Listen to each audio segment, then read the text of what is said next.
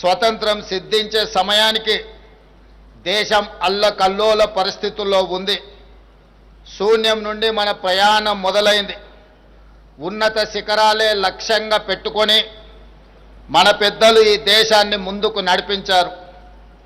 ఈరోజు మనం చూస్తున్న ఆధునిక భారతం 5 ఏళ్లలోనో 10 ఏళ్లలోనో సాధించిన విజయం కాదు.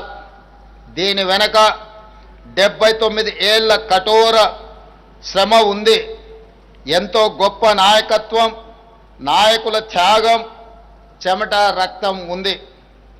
ఈ సుదీర్ఘ ప్రస్థానం తర్వాతే నేడు మనం ప్రపంచంలో 3వ అతిపెద్ద ఆర్థిక వ్యవస్థగా అవతరించబోతున్నాం. ఈ విజయ ప్రస్థానంలో భాగస్వాములైన ప్రతి ఒక్కరికి మనం ఎంతో రుణపడి ఉంటాం. వారు అందించిన ఈ ఘనమైన వారసత్వాన్ని విజయవంతంగా ముందుకు తీసుకెళ్లడంలో మన ముందున్న కర్తవ్యం, ఆ బాధ్యత నిర్వర్తించడంలో నేను సదా సిద్ధంగా ఉంటాను అని మీ అందరికీ తెలియజేస్తున్నాను. ఆ స్ఫూర్తితోనే తెలంగాణ ప్రజాప్రభుత్వం ప్రజా సేవను కొనసాగిస్తుంది.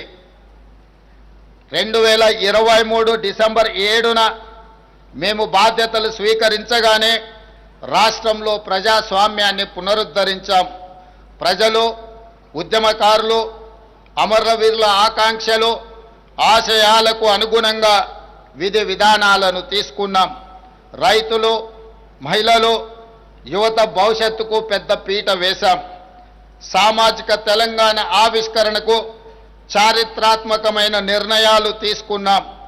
కుల గణనతో బలహీన వర్గాల 100 ఏళ్ల కలను నిజం చేశాం.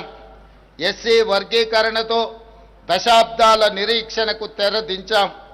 ఇవి గొప్ప నిర్ణయాలే కాదు, అత్యంత సాహసోపేత నిర్ణయాలని మీ అందరికీ తెలియజేయడానికి సంతోషిస్తున్నాను. ఒకవైపు ప్రపంచ నగరాలతో పోటీ పడే లక్ష్యాలను నిర్దేశించుకొని, మరోవైపు పేదల ఆకాంక్షలు తీర్చే సంక్షేమ ఫలాలు అందిస్తూ ద్విముఖ విధానంతో మా ప్రభుత్వం పాలన కొనసాగిస్తుంది. మా ఆలోచనలలో స్పష్టత ఉంది, అమలులో పారదర్శకత ఉంది.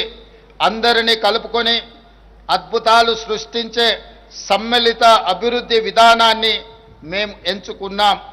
పాలనలో పారదర్శకత, అభివృద్ధిలో ఆధునికత, సంక్షేమంలో సరికొత్త చరిత్రను రాస్తూ తెలంగాణను 20 నెలల కాలంలోనే దేశానికి రోల్ మోడల్గా నిలబెట్టాం.